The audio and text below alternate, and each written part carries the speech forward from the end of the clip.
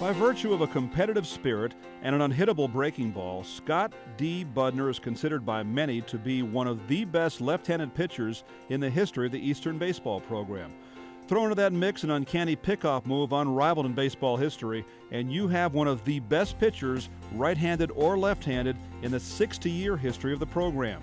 In a 3-year career between 1975 and 1977, the East Lyme native won 15 of 18 pitching decisions with 4 saves and a 1.83 ERA. He struck out 191 batters in 152 innings, an average of 11.3 per 9 innings. In the 1977 Northern Opener against the University of Lowell at Alumni Field, Scott pitched the first no-hitter in program history.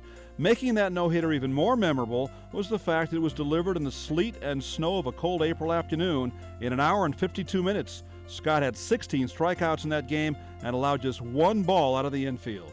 That season, Scott posted a perfect 9-0 record with 2 saves and a 1.86 ERA, led the Division III in strikeouts and strikeouts per game, and gained second-team All-America honors. The 9 wins were the most without a loss in Division III that year, and Scott also led the nation in strikeouts and was third in ERA. He allowed an average of only 3.3 hits per 9 innings that year, a mark which still remains an Eastern season record. Having perfected one of the most deceptive pickoff moves in baseball, Scott was credited with picking off 19 base runners in 2 years at Eastern, with 13 of those coming during his junior season. Through 2008, Scott ranked second all-time in NCAA Division III history, only behind Major Leaguer Billy Wagner of Ferrum College by giving up an average of only 4.79 hits per 9 innings in his career. Weeks after throwing his final pitch in an Eastern uniform, Scott was selected in the 6th round of the June amateur draft by the San Francisco Giants. When Scott Budner asked me to be his presenter for his induction into the Eastern Hall of Fame, my first thought was, wow, what an honor. And immediately following that was, oh boy, the things I really would like to say about Scott would probably only be allowed to be aired on HBO. My task was then to come up with 3 minutes worth of kind words to say about Scott, and as much as I could stand here tonight and tell you some wild stories about him, I have to admit that the good things about him far outweighed the crazy times that we shared. As a teammate and as a friend, I always marveled at Scott's work ethic. It is no surprise that he has spent roughly the last 30 years of his life in professional baseball. That was always his goal, and he achieved it with dedication and hard work. Scotty was always that teammate who had that special inner drive. If we had to run 10 poles, he did 15. If we had to do 100 sit-ups, he did 200. He exuded confidence on and off the field. Scott was a pitcher who never threw 95 miles an hour, but what he lacked in speed, he made up for with his determination to get everything out of baseball that he possibly could. He would cut your heart out and walk away to win a baseball game. That kind of presence on the field cannot be taught.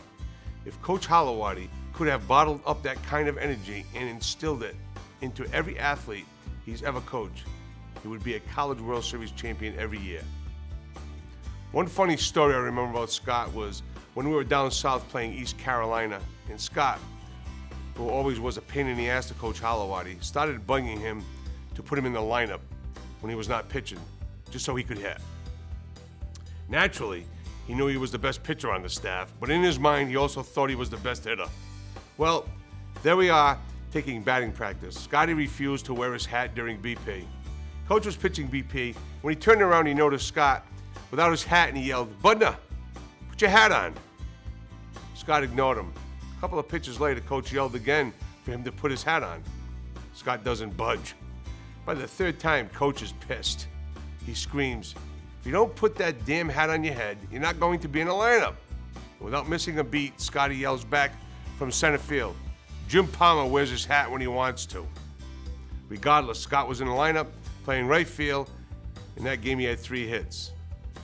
I could go on and on with great stories about Scott, but let me end by saying, Scotty, it is with great pleasure to sit here today and be part of this great honor that you are so deserving of. Scott had a presence and an attitude that he was going to be the best, and he worked. He's a worker, and he developed to be an outstanding pitcher.